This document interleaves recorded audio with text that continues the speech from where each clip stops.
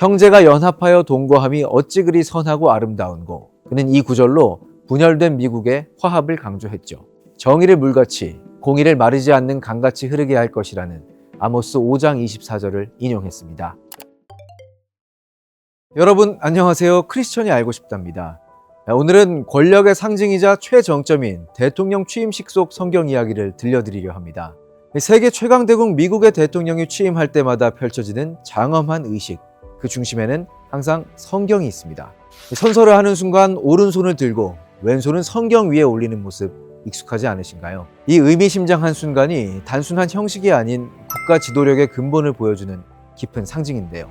이 전통은 1789년 미국의 초대 대통령 조지 워싱턴으로부터 시작됐습니다. 그는 뉴욕의 연방홀 발코니에서 취임 선서를 할 때 성경 위에 손을 얹고 창세기 49장 말씀을 읽었습니다. 그리고 선서 마지막에 하나님 도와주소서라는 기도를 덧붙였죠. 이것이 230년이 넘는 세월 동안 이어져 온 미국 대통령 취임식의 전통이 됐습니다. 이 전통은 단순한 종교의식이 아닙니다. 청교도 신앙을 바탕으로 세워진 미국에서 대통령이 성경 위에 손을 얹는 행위는 이 모든 권력은 하나님으로부터 오며 나는 그 권력을 하나님의 뜻에 따라 행사하겠다는 겸손한 약속의 표현이었습니다. 그래서인지 역대 미국 대통령들은 각자 특별한 의미가 있는 성경을 선택했습니다. 빌 클린턴은 할머니가 물려준 성경을, 로널드 레이건은 어머니가 선물한 성경을 사용했고요. 지미 카터와 조지 H.W. 부시는 초대 대통령 워싱턴이 사용했던 바로 그 성경을 펼쳐놨다고 하는데, 개인과 국가의 역사가 성경 한 권을 통해 이어졌다고도 볼 수 있겠죠.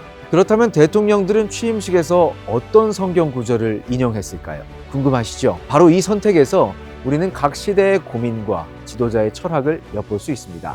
가장 많이 인용된 구절은 역대하 7장 14절입니다. 아이젠하워, 레이건, 오바마 대통령 등 여러 지도자가 이 말씀을 선택했는데요. 국가 위기 앞에서 겸손과 하나님의 인도하심을 구하는 이 구절은 정치 성향을 초월해 미국 지도자들이 가장 크게 의지했던 말씀이기도 하죠.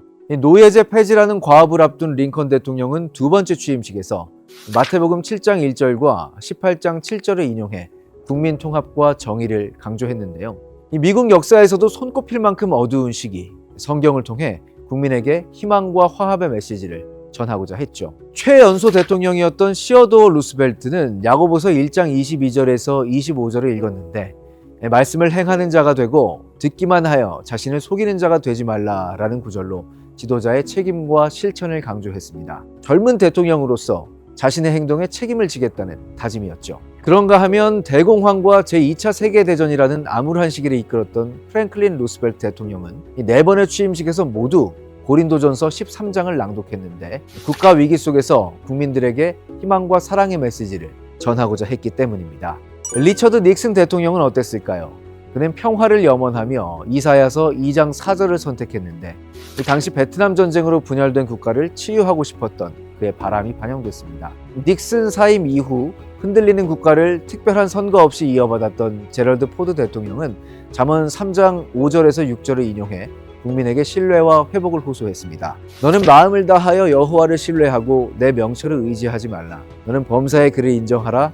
그리하면 내 길을 지도하시리라. 이 말씀을 통해 국가 위기 속에서 하나님의 인도하심을 따르고자 한 거죠.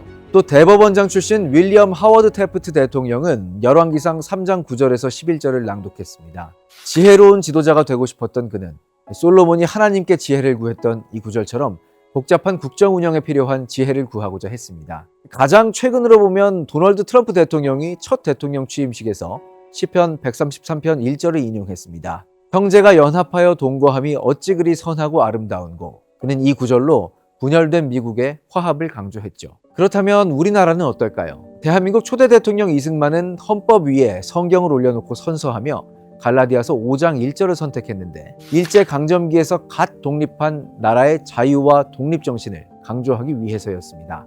김대중 전 대통령은 마태복음 25장 40절을 가장 좋아하는 성경 구절로 꼽았는데, 인권과 민주주의를 중시했던 그의 정치 철학이 반영됐고요. 이명박 전 대통령은 취임사에서 경제성장과 함께 정의로운 사회를 만들겠다는 의지로 정의를 물같이 공의를 마르지 않는 강같이 흐르게 할 것이라는 아모스 5장 24절을 인용했습니다.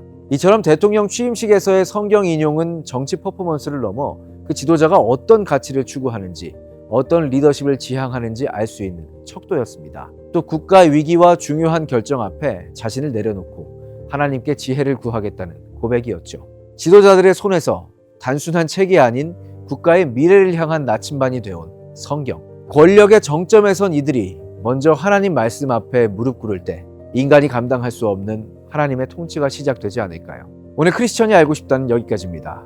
시청해주신 여러분 고맙습니다. 세상과 기독교가 교차하는 시선, 박세현의 크로스뷰.